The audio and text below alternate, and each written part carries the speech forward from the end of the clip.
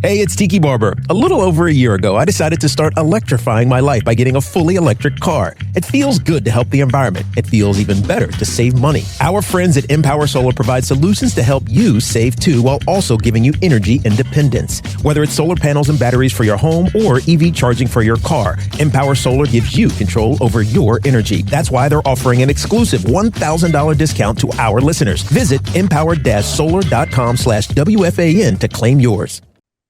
Hello, fans. I'm LaMichael Mitchell, and you're listening to the official podcast of Minor League Baseball, the Show Before the Show podcast.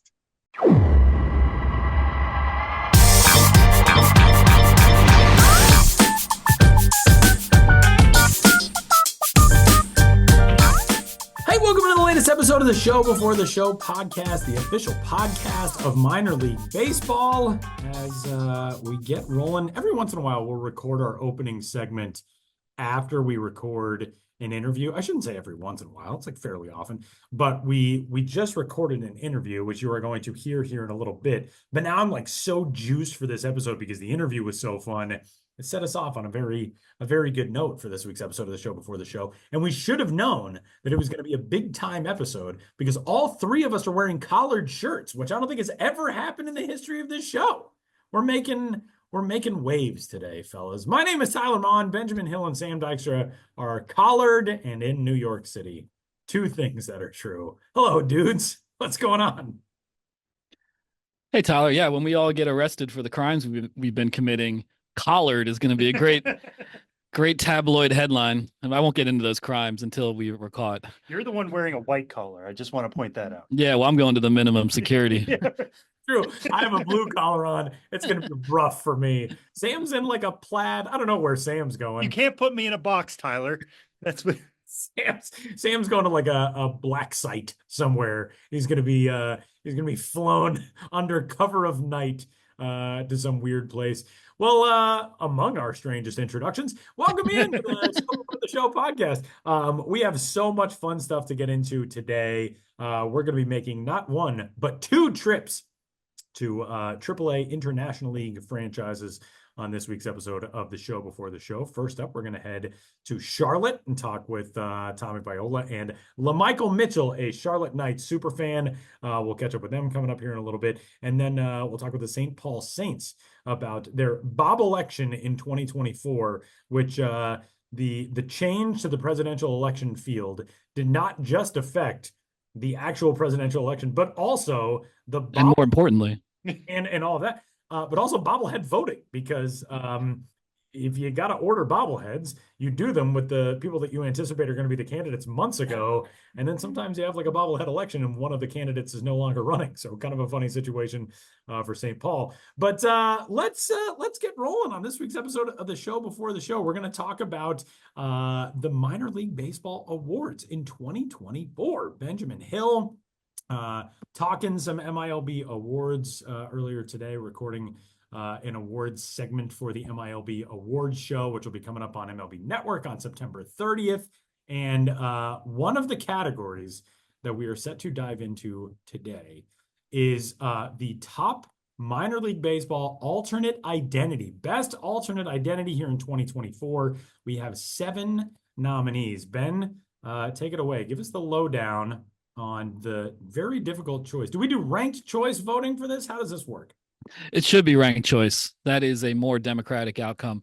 But yes, this is, I believe, Sam, is it the only category in the MiLB Awards show that is open to fan voting? I believe so. So while the rest of the categories are being picked behind closed doors in the proverbial smoky rooms, this one is open to the people of minor league baseball.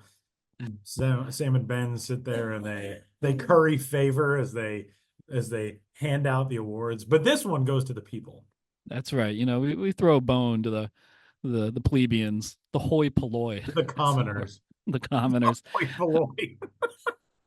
I've been wanting to use that for a long time. So yes, you can vote on these 7 nominees.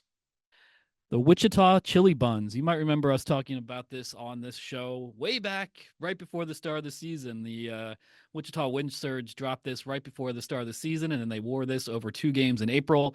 The chili bun is chili topped with a cinnamon roll. So a hearty tribute to a Midwest favorite, the Wichita chili buns. We have the Chattanooga Wreckers, because did you know? I did not know this. It was a Chattanoogan man named Ernest Holmes Sr. who invented the Wrecker, which is a predecessor to the tow truck, by attaching a chain pulley and poles to his 1913 Cadillac. And to this day, the towing industry is huge in Chattanooga because Holmes went out on to start like the first towing company. And that still exists today. And there's also, I learned, like the International Towing Museum in the city of Chattanooga. And I've been to Chattanooga a few times and I missed out on that. So next time you're in Chattanooga, go to the Towing Museum. Anyhow, the Lookouts saluted all that with the Chattanooga Wreckers identity. That is our second nominee. We have the Winston-Salem Hype Hens. Last year they suited up as the Hyphens, referencing the dash between Winston and Salem, which is also a hyphen. Now they're the Hype Hens. So that plays on hyphens, obviously, but also, and I was there this season, I can attest, they really built this identity out. They have a in ballpark chicken coop on the outfield concourse with 7 Hype Hens currently living in it, and it's called the Hype Hens Chicken Coop. So you got to respect the Dash for not only having a chicken-based alternate identity, but for having, and it's a great chicken coop. There's a lot of room for those chickens to move. They lay eggs. Unprecedented. I've never seen a chicken coop at a ballpark. The Jersey Diners. I don't want to editorialize, but a lot of chatter that this one's the favorite. We'll see come voting day. But Jersey Diners, aka the Somerset Patriots, they're in Central Jersey. New Jersey's the center of the diner universe. Huge diner culture in New Jersey, and they did a phenomenal job with this identity with all their alternate marks. But of course, the primary mark is a smiling coffee cup. But that was a very well-received alternate identity this year. The Great Lakes Pontooners, they play in Midland, Michigan, a lot of lakes nearby. And Michigan in the summer, it's short, it's sweet. People try to maximize their outdoor time. So a lot of time spent on those lakes in these pleasure boats, pontoons. And they were the Pontooners, real crisp identity there, celebrating the summer. And I believe they actually had a pontoon group seating area when they played as the Pontooners. They got a real pontoon out on the concourse. The Biloxi King Cakes, RIP the New Orleans Baby Cakes, but if you miss them, at least the Biloxi Shuckers did their King Cakes identity. Biloxi, doesn't have the reputation of New Orleans when it comes to Mardi Gras, but they have the largest Mardi Gras celebration in the state of Mississippi, and a king cake is one of the foods associated with that time of celebration. They are customizable desserts made with a cinnamon roll style dough and all sorts of different colorful icing and topping. And then I believe some of the king cakes have a baby in them, which is why New Orleans team was named the Baby Cakes.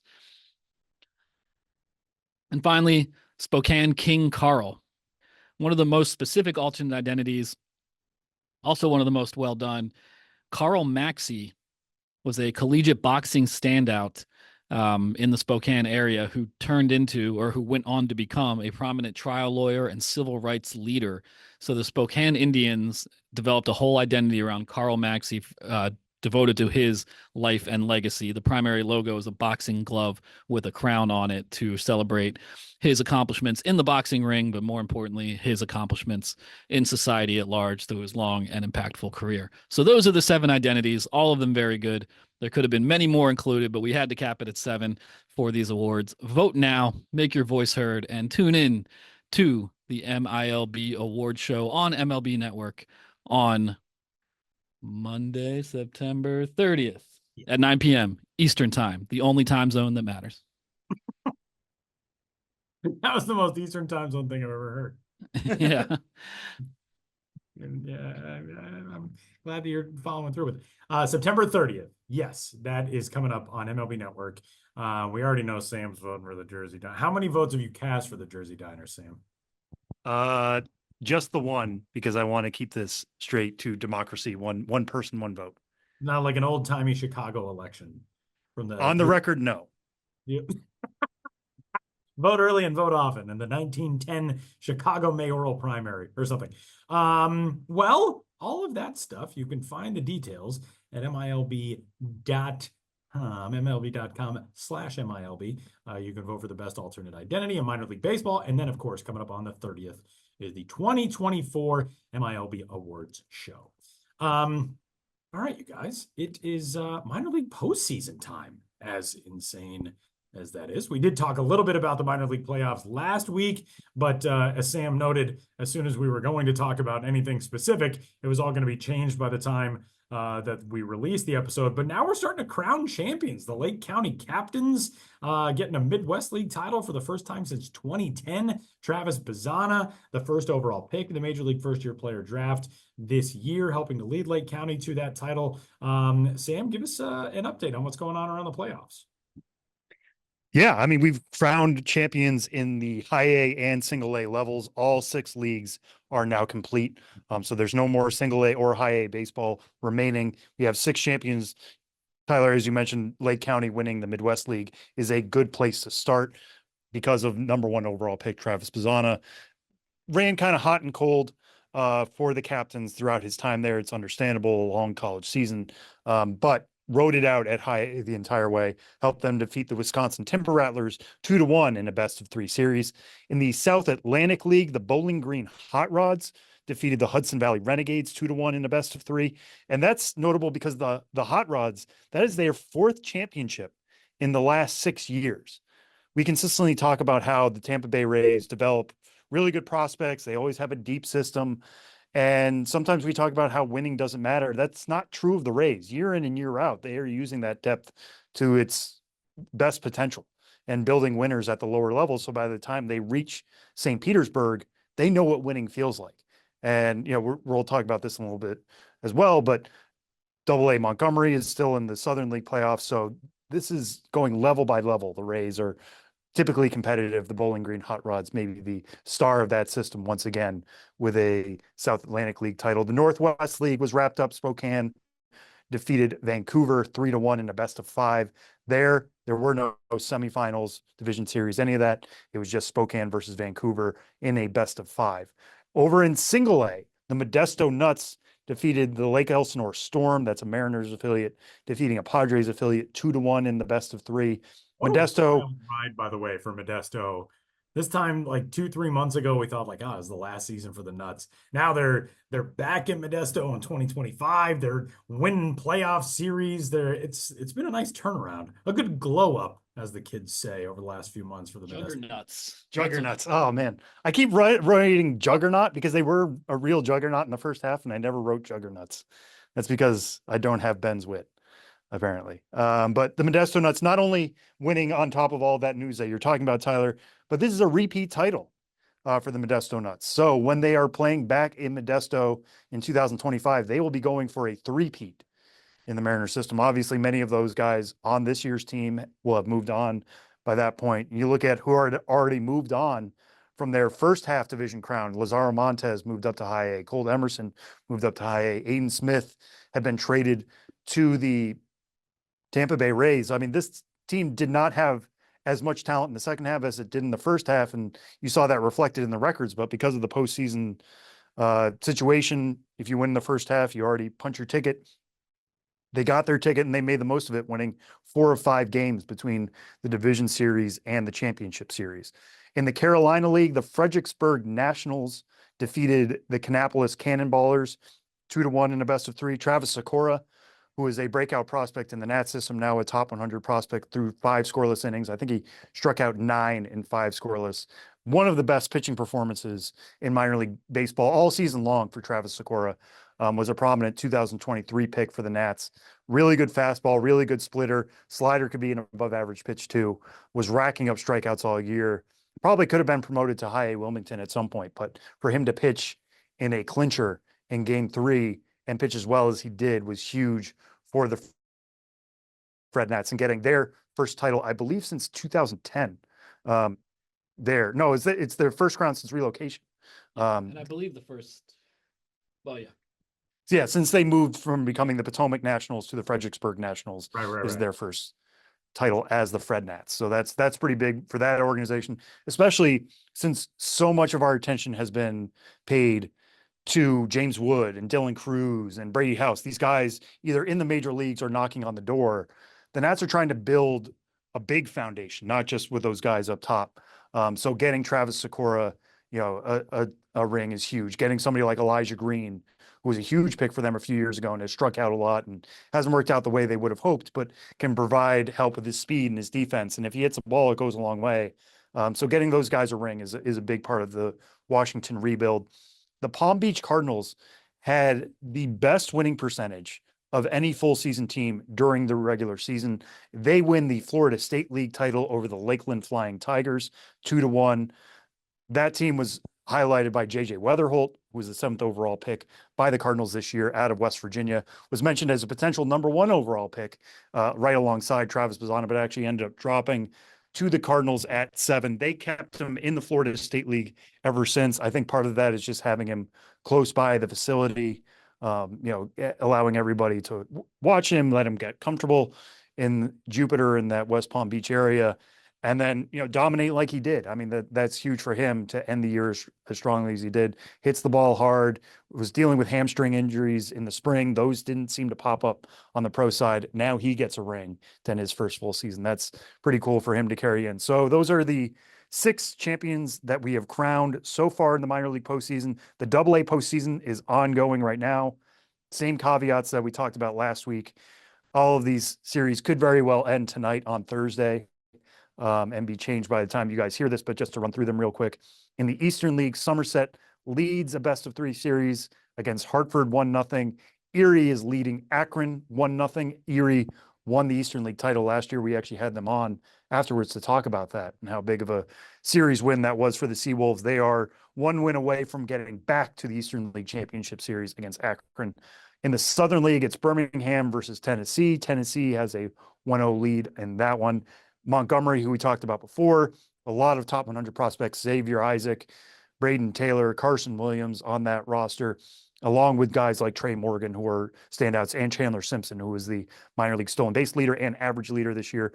The Biscuits lead Biloxi 1-0 so far. We'll see how things go from there. The game 2 is in Montgomery, so Biscuits could have an advantage. And then in the Texas League, Springfield Cardinals have a lead 1-0 over the Arkansas Travelers in the North Division. And then in the South Division, it's the Midland Rockhounds, an A's affiliate, leading the Frisco Rough Riders, a Rangers affiliate, 1-0 so far.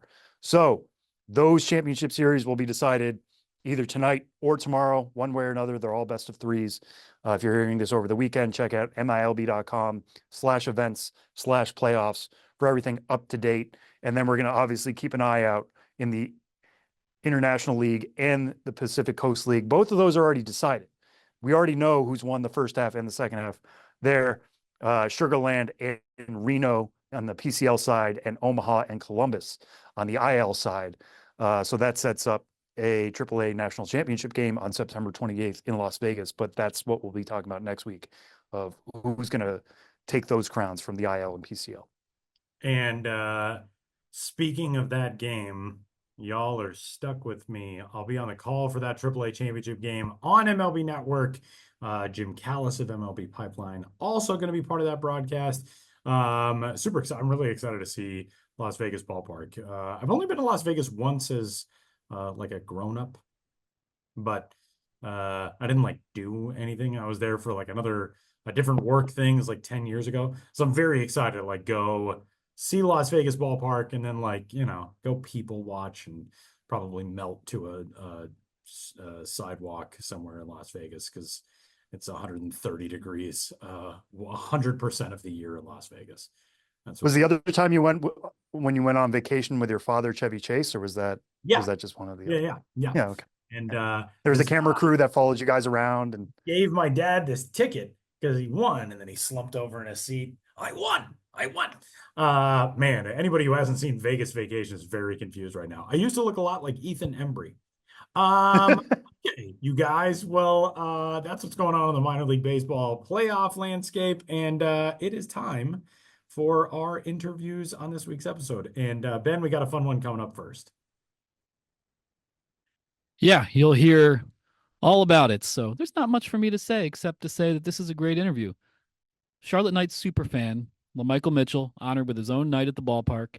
and he is joined by the Knights VP of Communications, Tommy Viola, to talk about the special night at the ballpark honoring the team's biggest fan.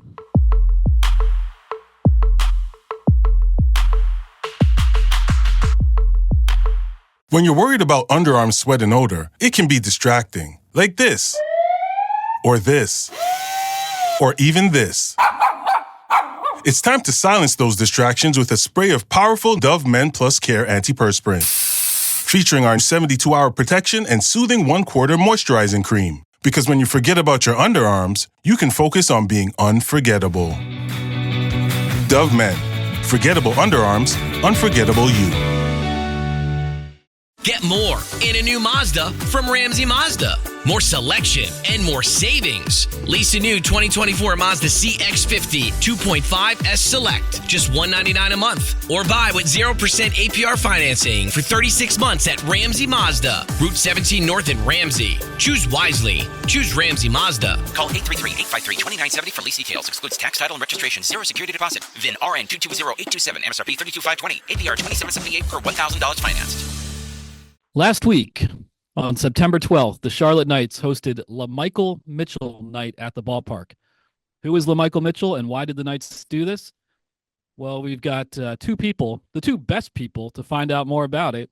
We have Tommy Viola, the Vice President of Communications for the Charlotte Knights, and we have LaMichael Mitchell himself.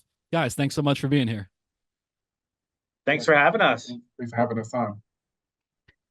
So LaMichael Mitchell, we'll hear it from him, but he is the Charlotte Knights' #1 fan, huge fan of Charlotte sports in general, and a huge Charlotte Knights booster. He's been a presence at the ballpark for decades now, beloved throughout the sports community.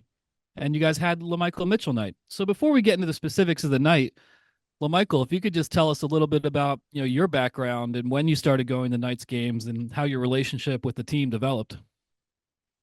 Well, I was born in 1984, and my relationship with the Knights got started back in the early 90s when Homer used to visit some of the elementary schools in the Charlotte area. And along that time, I began following the Knights in the paper with how the team did at home or on the road, win or lose. But then right around their championship season in 1993, I decided to get involved with going to some games. So in 1994, my parents usually took me down to Fort Mill to see the Knights. And from my moment, it started to click off that the Knights would be one of my favorite baseball teams. And in the 30 years I've followed the team, the Knights have been a special part of my life. So it's great to have the Knights as one of my favorite teams in the Charlotte area. Yeah, and as I said, you're known at the ballpark, and one thing you're definitely known for at the ballpark is you keep score, meticulous score at every game, and sometimes you provide your own calls of the game too, do your own from the stands broadcasting, and I've heard some of them, very professionally done. So when did you start keeping score at games, and then, how did your other ballpark routine start to develop over the years?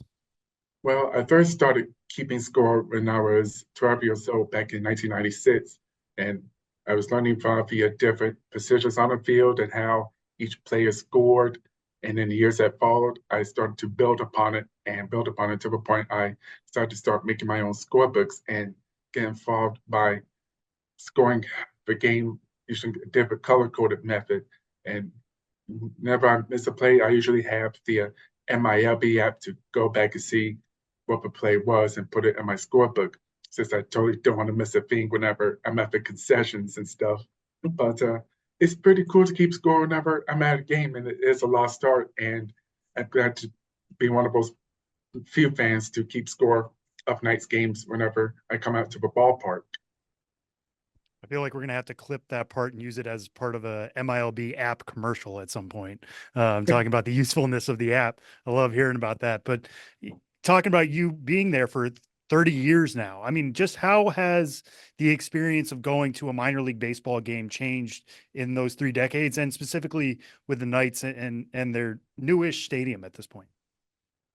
Well, when the years I went to Knights games in Fort Mill from 1994 until 2013, it was kind of like a great experience, but nothing better for me to finally come out to this great ballpark in Uptown, which is Tourist Field, and to have a great backdrop of a skyline every night. Because back then, it was just nothing but farmland in Fort Mill during the years, seven nights play there. And when the team moved uptown, I decided to start going to games uptown there, which is pretty closer and convenient for everyone. They have a prime location in uptown Charlotte for fans to get to the games, either through public transportation or by driving. And to have Truist Field in this area of Charlotte is very special. And it's a great place to come to the game for me. And I love a ballpark as much as I used to love Knight Stadium, which is still also a special place in my heart with all the memories and all the games I've been there. And Truist Field is very cool to me. And it celebrated its 10th anniversary. And I'm glad to have been there for all 10 years of its existence. And it's just a great facility in all of minor league baseball, kind of like a crown jewel of it. Yeah, I mean, that's something we hear a lot from folks who visit just for one night a season, and you're there, 80 plus times a year, or 75 plus times a year. What do you recommend people check out when they go to Truist Field, and what should they seek out specifically when they visit? There's a lot of different amenities at Truist Field. Of course, we got the home run porch in the right field, and there's got around concourse of the play area. And usually the concourse in left field is a good place to catch home run balls whenever they land onto the concourse. So it's pretty important to bring your glove because you never know when a home run ball may come your way and you're at the ballpark. And there's also the good areas as well, like the seats around the first and third base line, especially the third base line, we should get a great view of the skyline because no matter where you sit at the ballpark, you get a great backdrop of the Charlotte skyline. Michael, you get a very limited designation as a guy with his own bobblehead now. Tell me about as the Knights got in touch with you, and we'll talk to Tommy about this too. But when did they first approach you about potentially doing Superfan Night, and what was the process like for you, especially when you first heard about it? Like, I would imagine that's just about the coolest thing. And then to know that you were getting your own bobblehead, did you have to did they do like a 3D scan of you? Did you get to decide how you were going to be posed or what you were going to be wearing? Take us through this whole thing. Well, it all started when I came out for batting practice back in July with the team, and it was pretty fun. You got to shag some balls in the outfield and get in the batting cage and take some hacks. And then when it ended, Rob Egan, our general manager, approached me, and he surprised me that they were going to do a whole night devoted to me. And when they showed me this bobblehead that they presented to me, I was very pleased and excited. And it kind of resembled me doing what I'm doing, keeping score. And then when the announcement was made, everybody was congratulating me on social media, that was going to happen. And I wasn't expecting this, but it's pretty cool to see the Knights do that honor for me, to this bobblehead, and to have a special night last week, which was absolutely very amazing to see a good bunch of my friends I knew from high school and some I know over the years come out to the ballpark and celebrate me on this honor.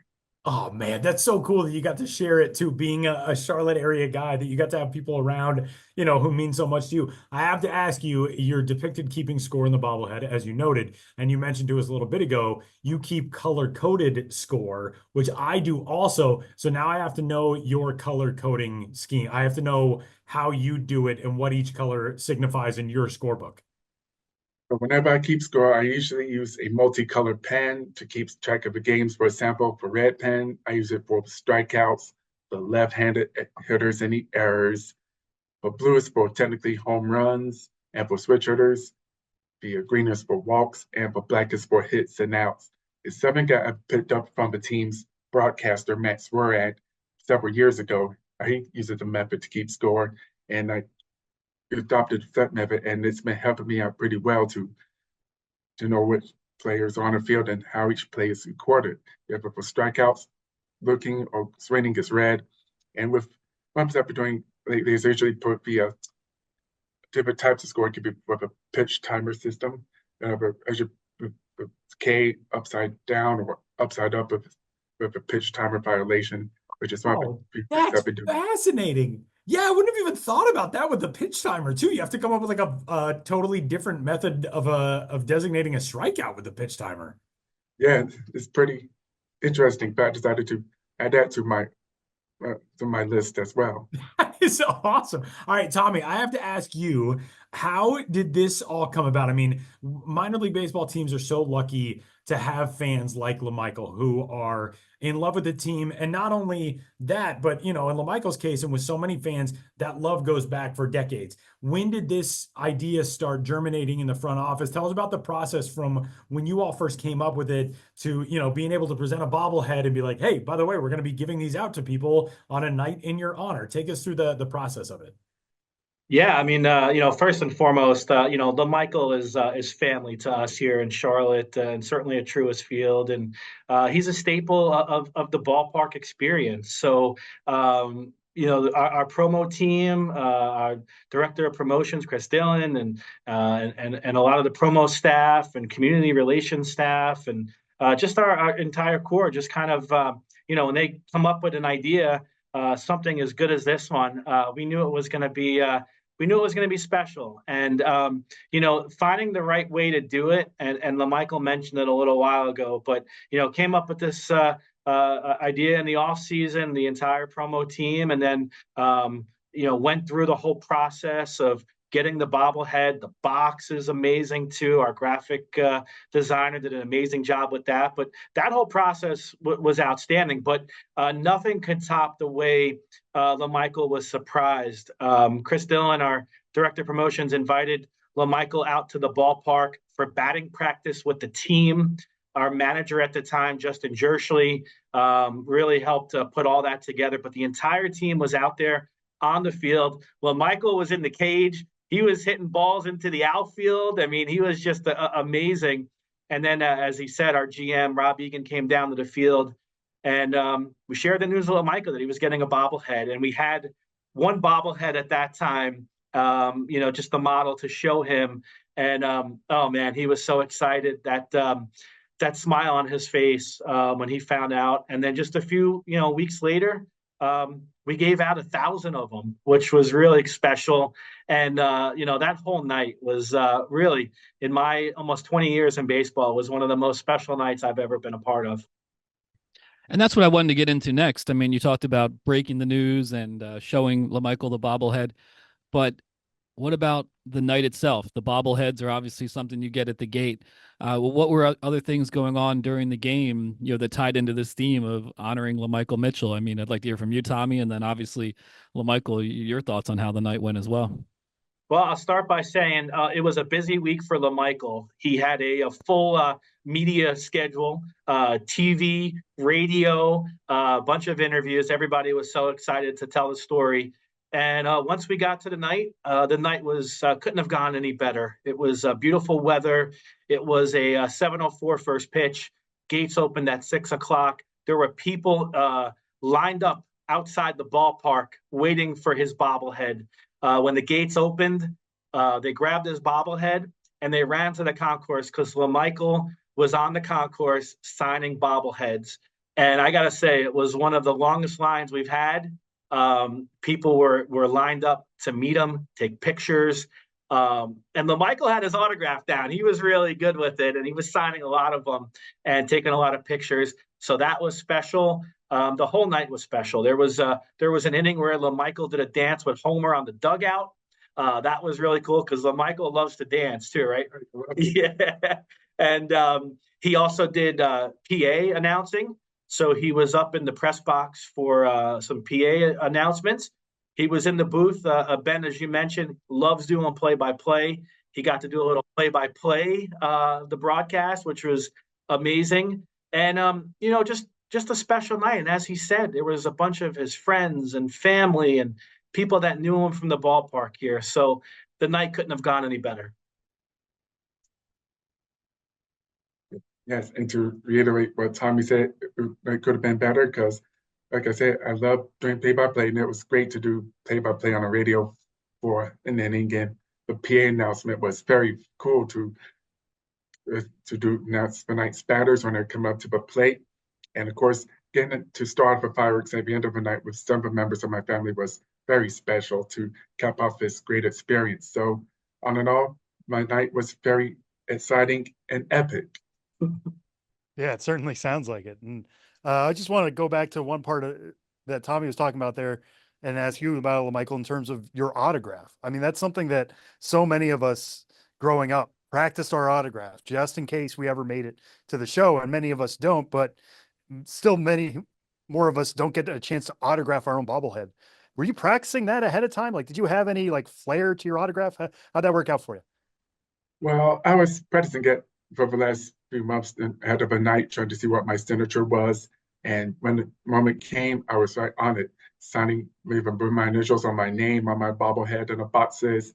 And it felt great to see thousands of fans coming with my autograph, even when I signed a box or the actual bobblehead itself, which is pretty cool. And I still get asked by my friends around when I go out, say if I wanted my autograph, whenever they see me. And I usually sign them occasionally since they know me. Nice. Well, this is going to be the final question for me. I mean, you've been around the team for so long, as we've established over and over.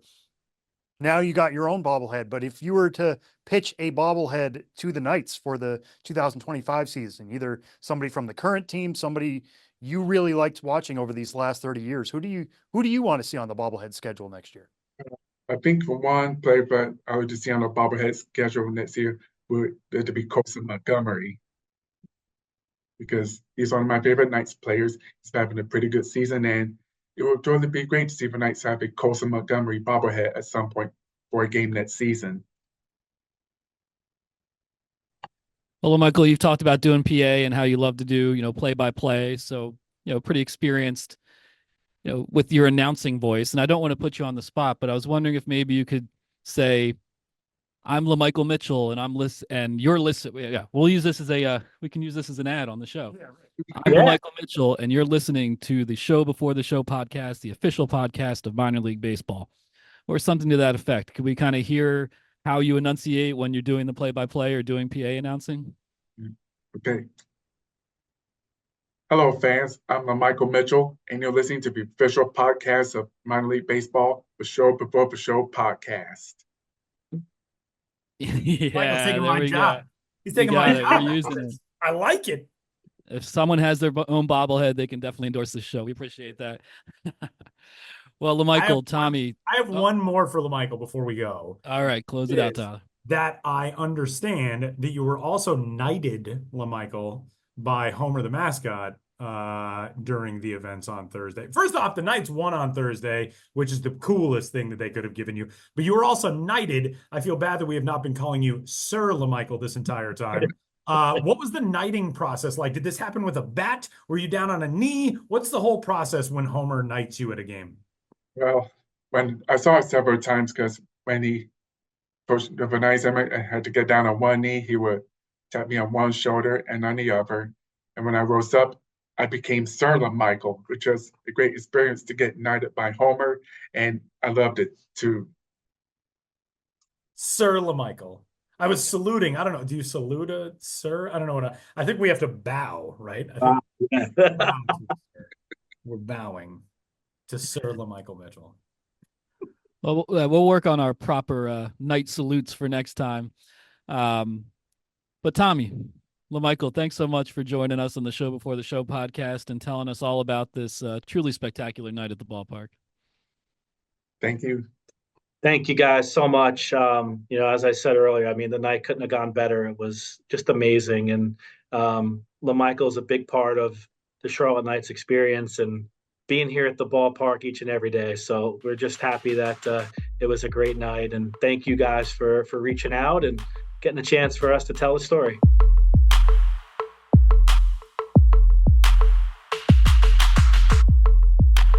Big thanks to LaMichael and Tommy for joining us. That was a great interview.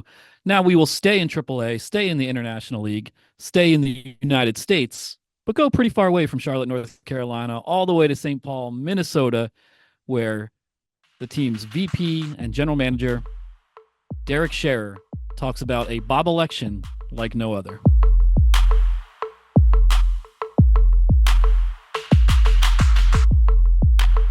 Well, Hiring is a lonely business. Posting jobs, sifting through resumes, interviews with unqualified applicants, being ghosted. What if you could link with dozens of qualified candidates who are ready to work right now with just one connection? That's Express Employment Professionals. Find us at expresspros.com. One connection, the workforce you need. Problem solved. Express Employment Professionals. expresspros.com. Plug in a Hyundai EV and the extraordinary happens. It's not just the ultra-fast charging capability and long range in the Ioniq 5 and Ioniq 6, or the adventure-seeking spirit of the Kona Electric, or the groundbreaking 601 horsepower Ioniq 5N. And it's not just the comfort in knowing that every Hyundai EV is backed by a 10-year, 100,000-mile limited electric battery warranty. Hyundai's EVs transform a low hum into a loud adventure. They bring color to your journey and turn energy into main character energy. So forget everything you thought you knew about EVs and turn the extraordinary into something truly electrifying. There's joy in every journey. EPA estimated 303-mile driving range for 2024 Ioniq 5 SE SEL limited rear-wheel drive and 361-mile driving range for 2024 Ioniq 6 SE long-range rear-wheel drive with fully charged battery. Estimated range varies for other models and trims and depends on battery capacity, temperature options, and other factors. Limited battery warranty covers defects and materials for 10 years or 100,000 miles, whichever occurs first. See owner's manual for complete warranty details and limitations. Visit HyundaiUSA.com or call 562-314-4603 for more details. This is obviously a minor league baseball podcast, and we rarely, if ever, wade into the political waters, but we've got to make an exception just this once to talk about the St. Paul Saints and their Bobblection, which took place on Tuesday night at the St. Paul Saints home of CHS Field, and to talk about this politically themed promotion involving bobbleheads, involving the democratic process, we have Saints General Manager, Executive Vice President, Derek Sharrer. Thanks for being here, Derek. No, thanks for having me, Ben. And to be clear, we aren't wading into the political world either. We're wading into bobble politics. Bobble Very politics. different. All right, that's a term we all have to incorporate into our lexicon going forward. This is bobble politics. That's right. We're here to talk about bobble politics, the Bobbleelection. This has been something that's been going on in various forums for, I guess, a few decades now. I've associated it in the past with Mike Veck-owned teams, Gold Clan Group, such as the Saints, Charleston River Dogs, Fort Myers Miracle, those kind of teams. So for those who don't know, could you just give us a little background on the premise of what a Bobbleelection is?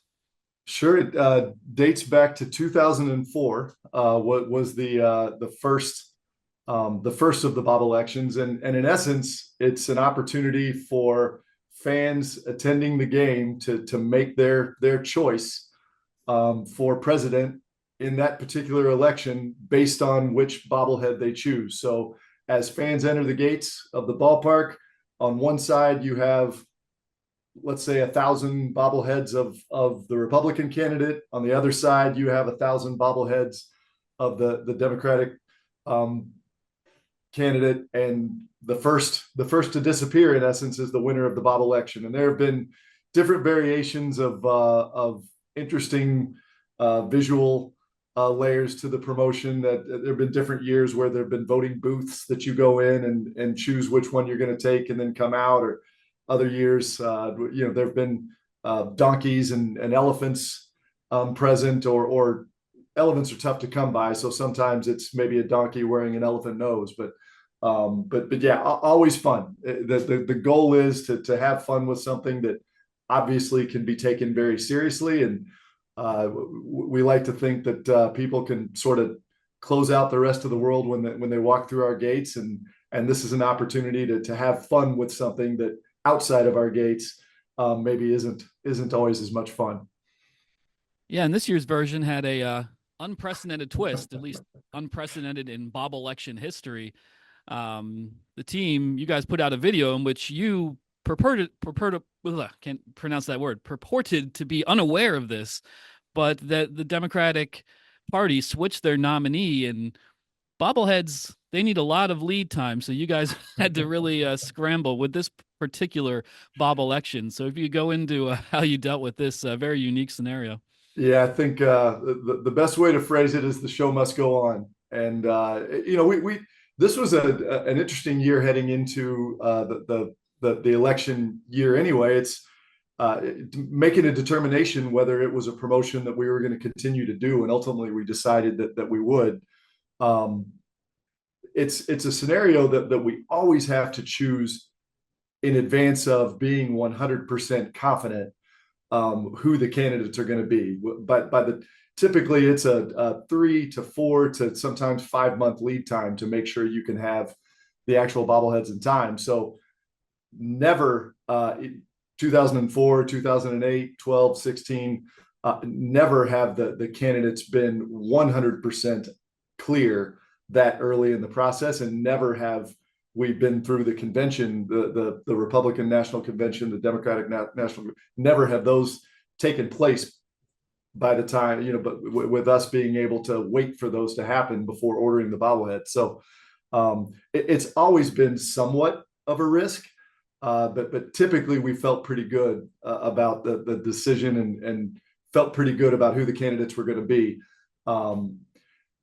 We felt as good as we possibly could going into this one. But then as the summer rolled on, and the news continued to break, and the first debate came along, the Biden-Trump debate, and the backlash from that, we started to get a sense that we might be in trouble with our 1,000 Joe Biden bobblehead. So, in essence, one choice would have been to cancel the promotion. Our fans, this market has really had fun with this over the years. So, and we didn't, canceling promotions is generally not a thing that we've wanted to do, particularly something that we've had so much fun with over the years, and has become somewhat of a tradition in our ballparks. We just figured out a way to pivot and move forward.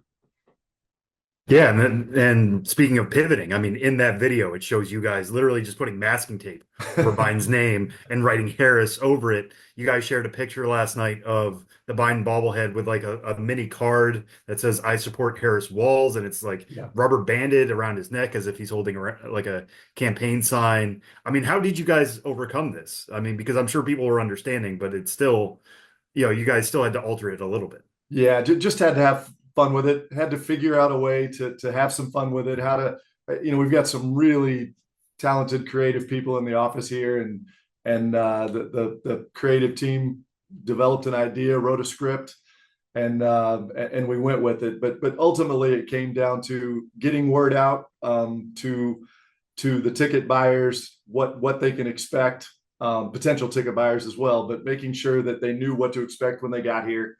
We didn't want it to be a surprise and have to explain it on site. So we wanted to make sure that we delivered that message in a fun way, hence the video and the rest of the social media messaging. Wanted to pick the right time to put that messaging out. I suppose we could have put something out immediately after the candidate changed. We decided to kind of wait and think it through a little bit and sort of find that right time. We felt like it was going to be very near the date of the event, so decided to roll that out the day before.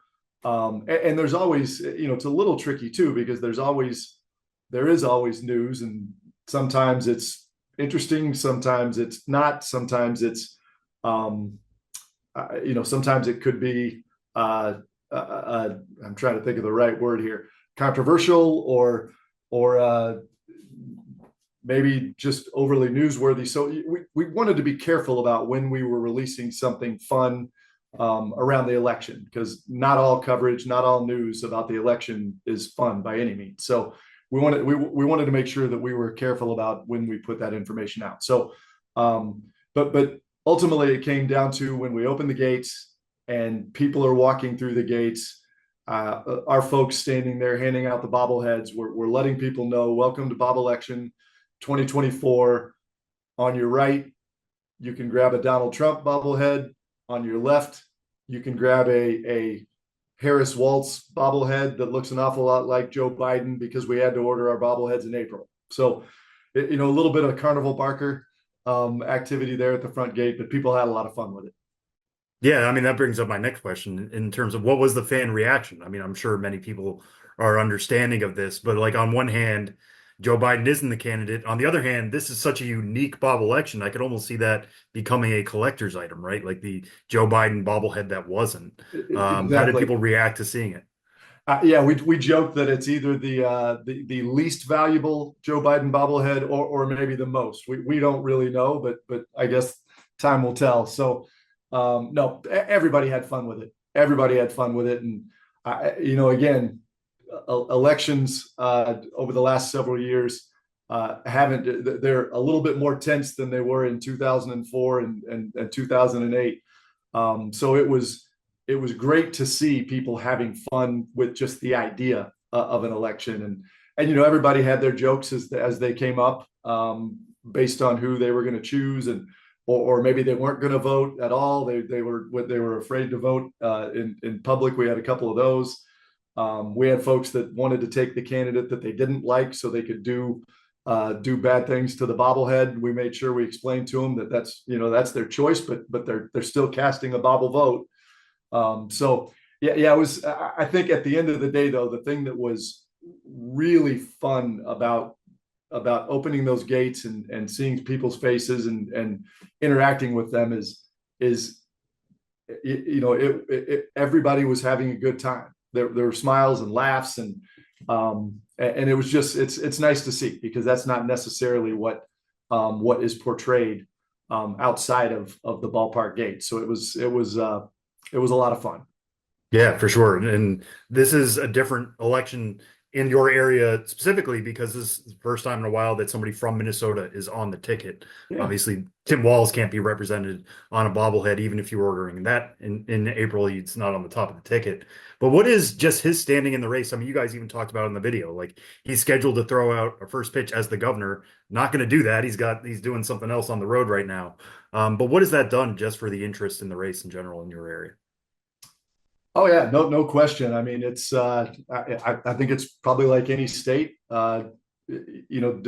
divided down party lines in some fashion or another. So there are plenty of folks in Minnesota that are very excited to see Tim Walz on the ticket, and he's our guy. And then there are others who probably didn't cast their vote for Governor Walz in the last election that wish that he wasn't running, or maybe they're happy that he's running because they feel like that's good for their guy. So I think it's like any other state would be if someone from their state was involved in the ticket. But he's always been fun to work with. Governor Walz been to the ballpark several times for various events, throwing out first pitches. Being involved in a celebration a few years back of the 40th anniversary of the greatest day hockey game in the 80 Olympics in Lake Placid. He was at our ballpark in 2021, helping people and inviting people in to get COVID vaccinations as we opened up to play baseball again for the first time after the pandemic. So Governor Walz has been helpful and involved in sports and baseball in particular since he's been in office, and so it's certainly fun to see someone from Minnesota involved. So it's a Bobblection, and the bobblehead is obviously the main element of the promo. But what can fans expect, or what did you experience last night at the ballpark, with other themes or in-game entertainment going on? Do you blow this out just beyond the bobblehead giveaway itself? Yeah, like any other promotion, always layers to it.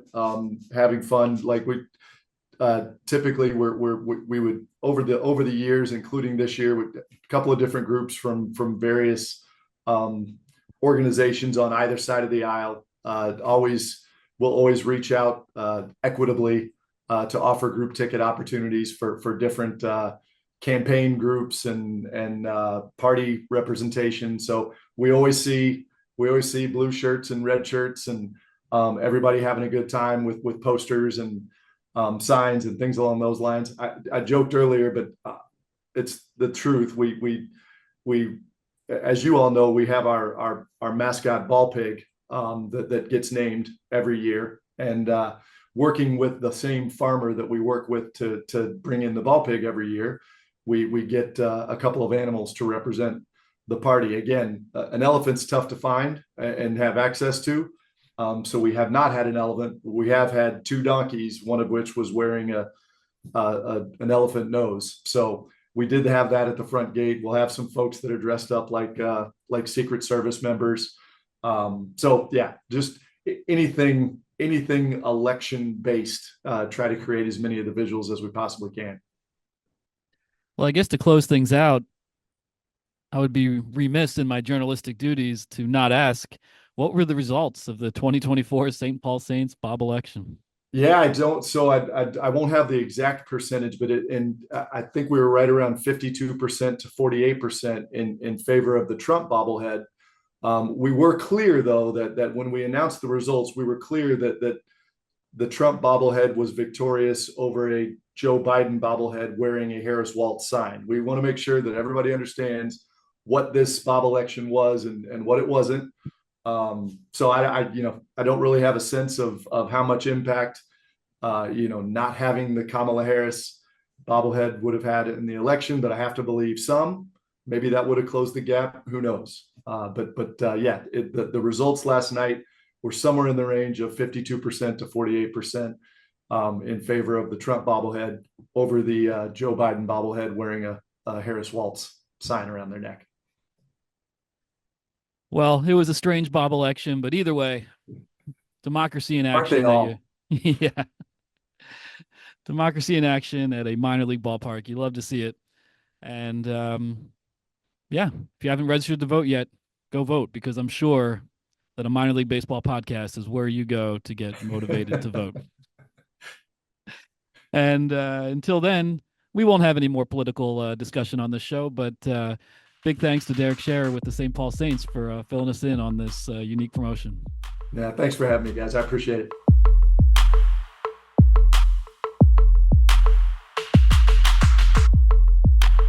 Hey, it's Tiki Barber. I have to admit that early in my football career, I had a bit of trouble holding on to the balls on the gridiron. But when it comes to your own, don't fumble them like I did. Choose Sax underwear with their scientifically engineered ballpark pouch. It secures your manhood, keeping everything chafe-free, and gives your boys the breathing room they need. You'll have complete freedom of movement and effortless comfort all day long. I'm Tiki Barber, and I approve this message because no one likes a fumble, especially down there.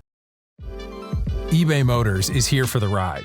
With over 122 million parts, you can make sure your number one ride or die stays running smoothly. Brake kits, LED headlights, bumpers, whatever your baby needs, eBay Motors has it. And with eBay Guaranteed Fit, it's guaranteed to fit your ride the first time, every time. Plus, at these prices, you're burning rubber, not cash. Keep your ride or die alive at ebaymotors.com. Eligible items only. Exclusions apply. We interrupt this podcast to bring you another thrilling edition of Ghosts of the Miners. Now, here's your correspondent and host, Joshua Jackson.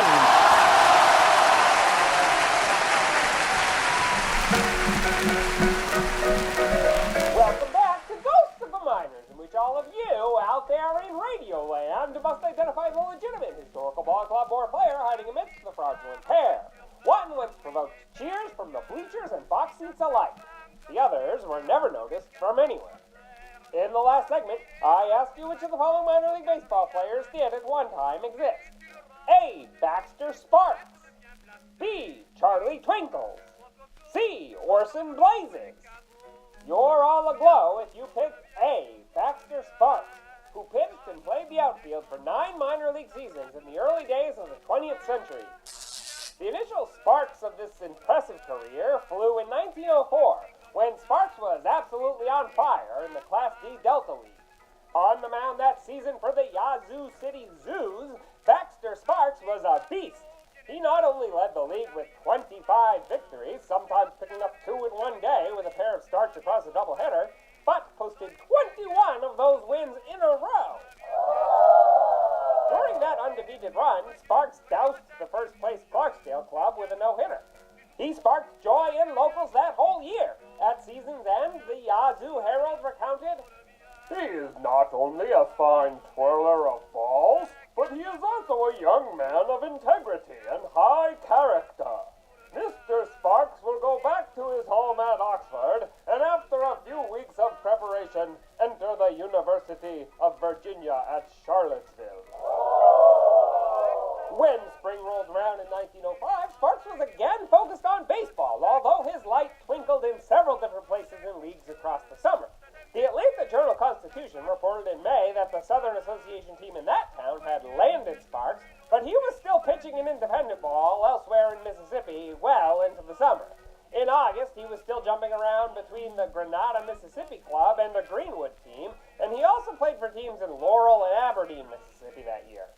Later reports indicate that he got married that season, which may or may not have had something to do with his staying put in Mississippi that summer.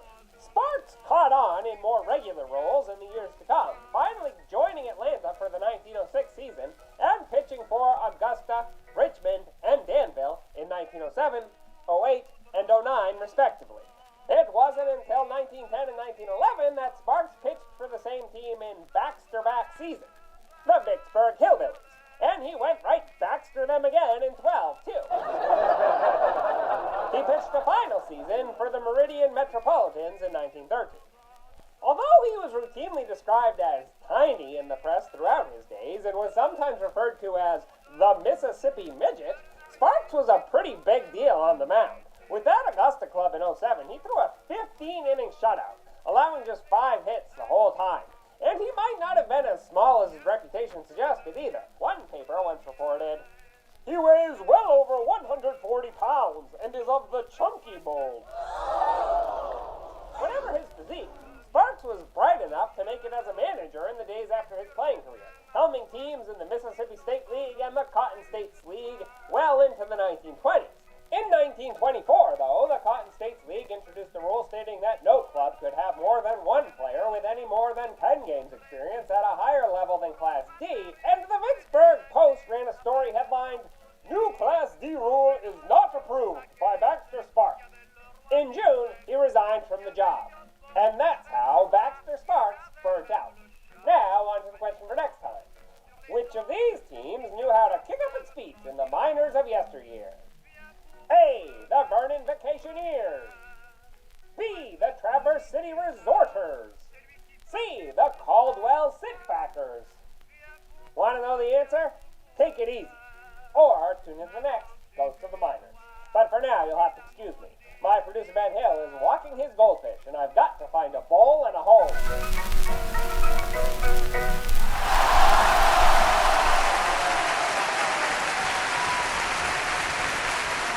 Final segment on this week's episode of the show before the show. It's been a fun episode this week, but we are far from done because it is time for this week's edition of Name That Dude, in which one of us comes up with some random dude who played Major League and Minor League Baseball in recent years, recent memory, and the other two have to guess that dude. Sam is the dude knower this week, which makes Ben and me the dude guessers. And Sam, take it away. Before I pass this mic to Sam, I just want to say we need a Name That Dude theme song, and I imagine we might have some musicians that listen to this show. So if you want to write a little catchy Name That Dude jingle that we can use for free and not have to worry about any licensing, we will credit you endlessly and love you forever. But I think we need a little jingle. That's all I got. I like that idea a lot, actually. And we'll keep that wide open too. Like, if we get 5 submissions, we can just cycle through all 5. Yeah, that's true. We'll give you credit. Yeah, I like that.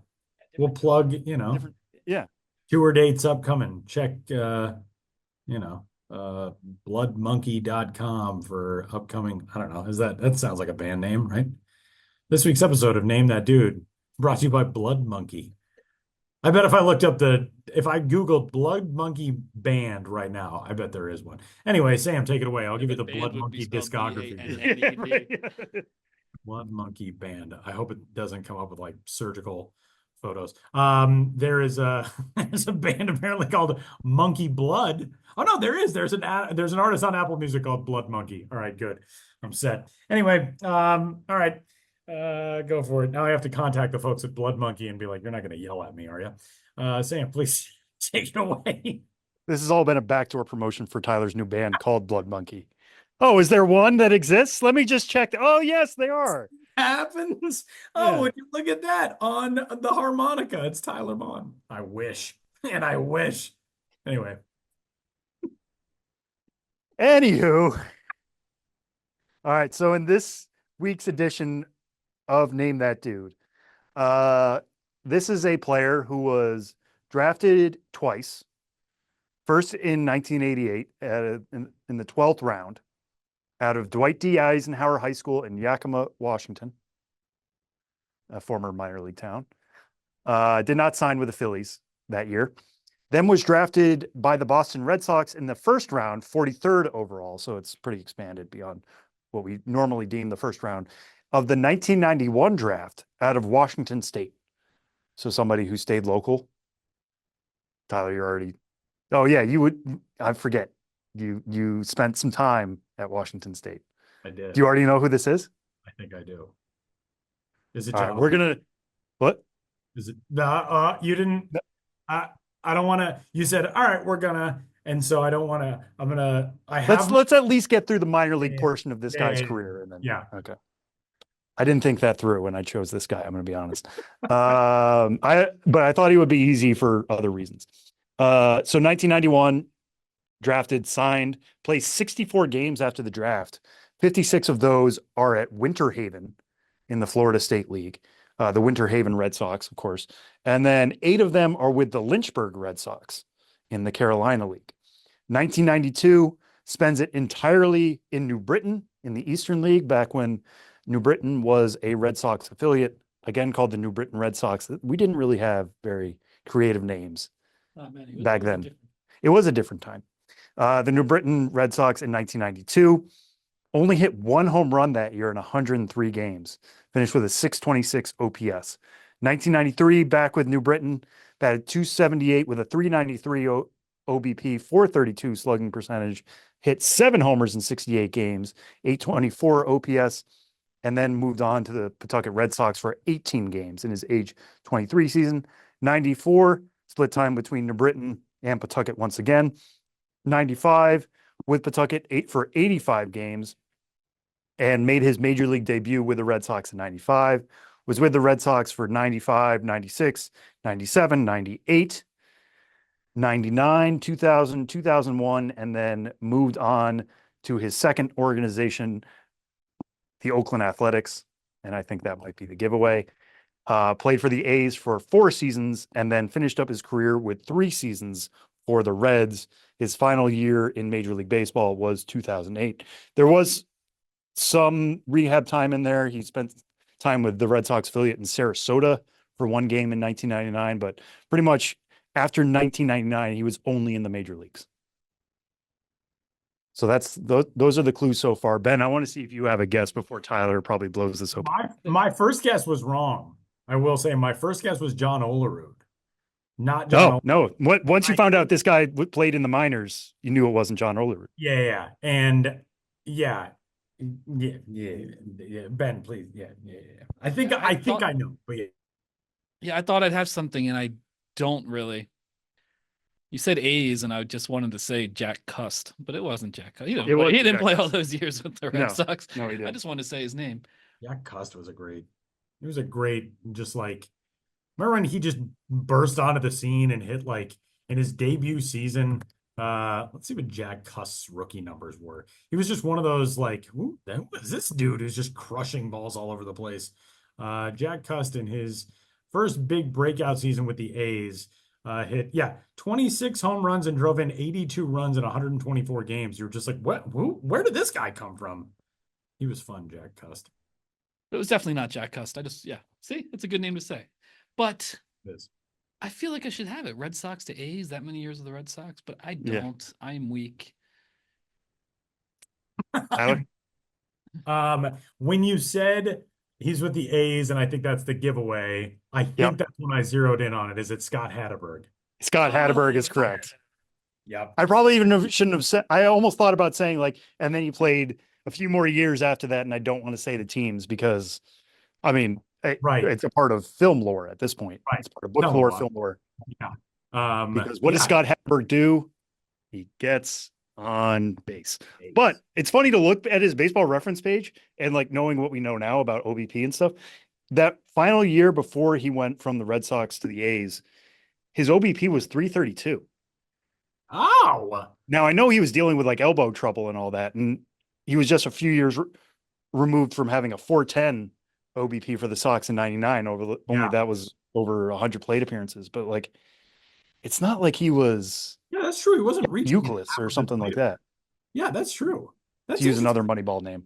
He did he went from 332 in his final season of Boston to 374 the next year with the A's in that 2002 season. But yeah, he only posted one above 400 OPS season in his career, which was that 410 year with the Red Sox in 99. Yeah, I mean, you look at like the strikeout to walk ratio in 2001, he had more walks than strikeouts. That looks nice, especially now the way the game has gone, right? In his career, he has more walks and strikeouts, 562 to 503, which right. Yeah, nowadays you look at it and you're just like, man, that's possible over the course of an entire career. If you're not Luis Arias, huh? Scott Hatterberg. Yeah, but Scott Hatterberg played 14 years in the major leagues, finished with 106 home runs, 7 years with the Red Sox, as we mentioned, 4 with the A's, and then 3 with the Reds at the tail end. And was played by the then still normal looking Chris Pratt in Moneyball before he became like an action hero. Remember when Chris Pratt was just like a pudgy dude who was like in TV and movies, and I was like, oh, now you're a superhero now? Okay. Yeah, Scott Hatterberg.